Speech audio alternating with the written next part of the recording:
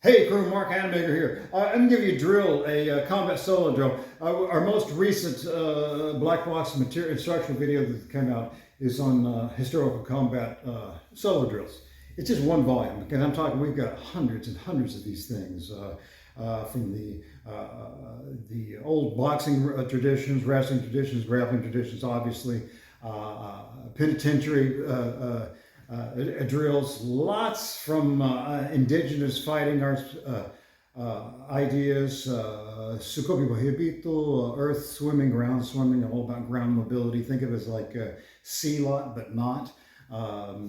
Anyway, tons of stuff. The one drill I'm going to give you here, you might already be familiar with if you're a big follower of things like any of the indigenous games worldwide, the Cole and the Eskimo games. This is from the Inupiaq tradition. It's kneeling hops, aka kayak jumping.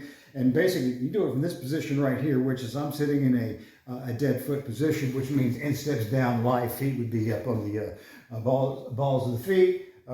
This is down here. By the way, for the balls of the feet live drill, man, we got an amazingly useful drill for getting out of the bottom position for wrestling in this particular volume. It's just called the balance drill.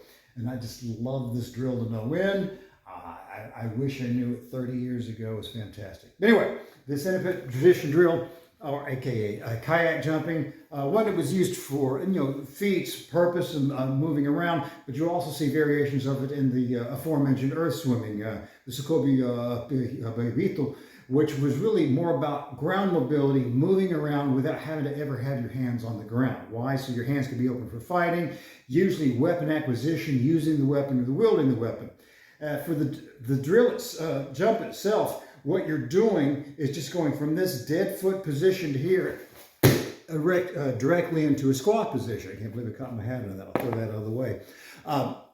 It can be done in a variety of ways. You can do it for multiples, where you're just thinking about running back and forth, where you're getting, tons of them moving forward.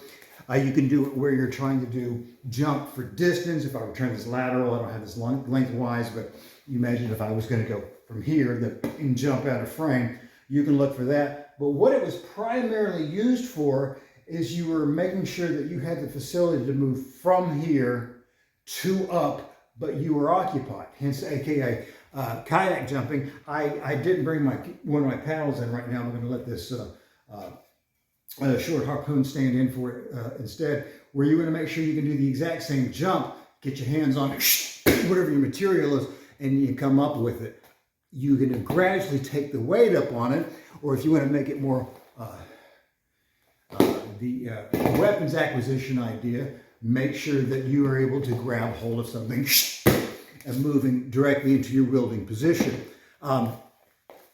It's an amazingly useful drill, and if you really want to take this up, I didn't bring it in here, you can weight it up. I don't go anymore. I don't throw any weight on it, but I use an Olympic bar, the 45 pounder. I don't throw anything else on it.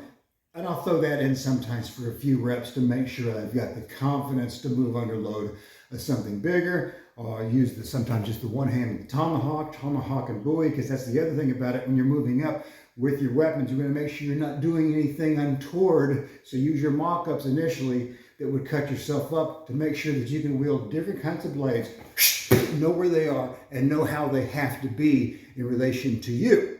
And again, that's just one of the drills that's on this thing.